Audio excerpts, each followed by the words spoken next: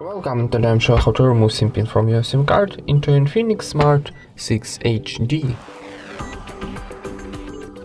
First of all, open your settings, then scroll down and find security option. And this, go back and go into security.